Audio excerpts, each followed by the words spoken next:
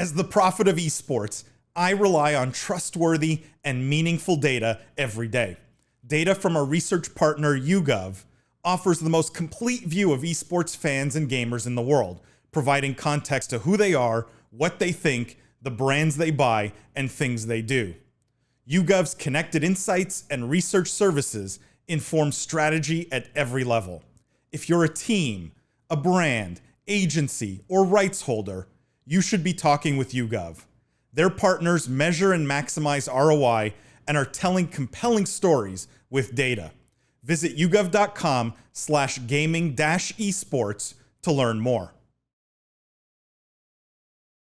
Let's actually, this is a good segue into sort of this next story, and this has become a recurring theme.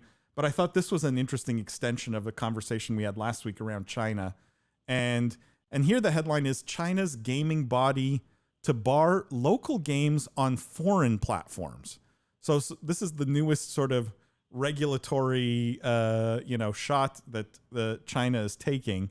But basically, what's happening here is the move is trying to prevent companies from publishing, Chinese companies from publishing their games on foreign platforms. So in other words, if you're a Chinese game publisher, you will no longer be able to put your game, for example, on Steam, or iOS, or some of the other foreign platforms.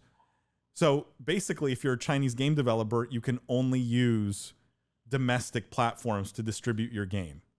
And the view here is that if you allow your game on Steam, for example, players in China, miners in China, will be able to use that as a potential workaround to still play the game. That is at least the reasoning that's being given. Any thoughts on the impact of this one, guys? Because this is a bit different, right? This has an impact here in some ways more than any of the other regulations. Well, it's only local games, right? Or is it any game? Like it wouldn't be like, hey, Tencent can't have League of Legends in the US. It would be like they can't have Honor, whatever their Chinese version, in the US. One of the agreement was signed by the China Game Publishers Association, and it included Tencent, NetEase. So, if Tencent's a signatory to this, then they would be beholden to that, you would think. But is it only local versions of the game kind of thing? It's what they call domestic games. How they define that, I don't know. Sorry, wait, are they force funneling your access to these games? Is that in essence what's happening here? They're forcing you away from Steam and through their domestic outlets? Yes, they're not allowing, but they won't even allow these companies to publish the games on things like Steam. So it won't be available on Steam at all, not to anyone. Lindsay, you're giving me a face here. We're all thinking. But look, hold on. Like, can I just?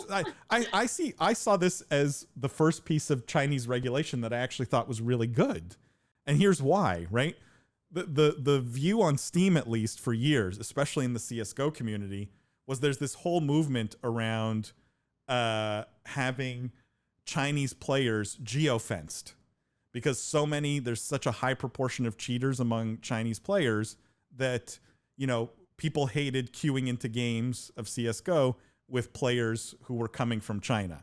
And so the idea was only let Chinese players queue with other Chinese players.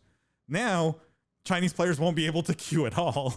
So is that a win for North American gaming? Is that, will you have, 10,000 fewer like Chinese sketchy apps on the Apple App Store? I don't know. Is there any good here in this? I'm trying to.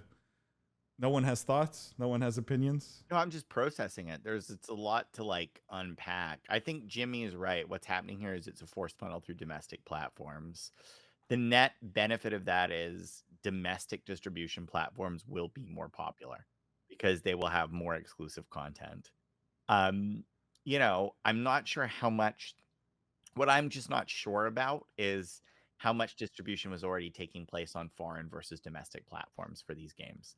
Sure. I just am not knowledgeable enough in that market to know how much of a shift that is. If it's a significant shift, then, you know, obviously it has a bit. This could be a policy that is already nominally in effect because most domestic games were published on domestic distribution. William, I think it's more. I read it. It's more of a defensive move. One, it shows you that this commission is really serious because they're now closing a loophole, right? It's not necessarily what percentage was distributed previously. It's like this was the exact loophole that every 15-year-old was going to say, "Oh, those idiots! I'll just download it on Steam. Like they'll never know." And now they're closed that loophole. So that's, I think, more of what's going on here. So it shows me that they're actually serious about this, which is a bit scary. I just wonder, like, who at Tencent or one of these companies like pissed off someone in the government. Like, they need to get there and pay them off or do something, because this is like not good. This is bad. As a Tencent shareholder, I am not doing good. Lindsay, you were going to say something. Yeah, Lindsay, please. Oh, no, I didn't have anything. I was where William was, like, trying to figure out all the implications of this, but I don't know. Yeah. Jeff, like, who did piss off the CCP? Like, what is happening over there? Oh, no. Like, they woke up and chose violence against Like, gaming. make some better, like, propaganda games or something. Like, something. Get this, get this shit back on track. It does seem to be spiraling, that's for sure. Let me read some comments here. Eduardo says, I think it was bad for Apple to lose and set precedents, but had to send a message. There was no other option. Bad for Epic also at the end. Everybody loses. As is the case in most wars, very, very often everybody loses, right? There's death on both sides. And that's a very true statement here, but I agree that they had to send a message. Owen says, evening, everyone. I made it. Owen, welcome. So great to have you. Greg says, how long till we get a decentralized gaming network to get around the Great Chinese Wall? I mean, that is the promise of these crypto and decentralized networks and blockchains and God knows what, except the Chinese government has also said we're banning all of that too. So, what's the meme where like Bitcoin fixes this? This is that meme. I don't know if Bitcoin fixes this, but I don't know, Greg. I know you have a lot of insight into that space, and I'm curious if anyone you think is looking at that, right? Is there anyone sort of trying to figure out how do we work around this long term?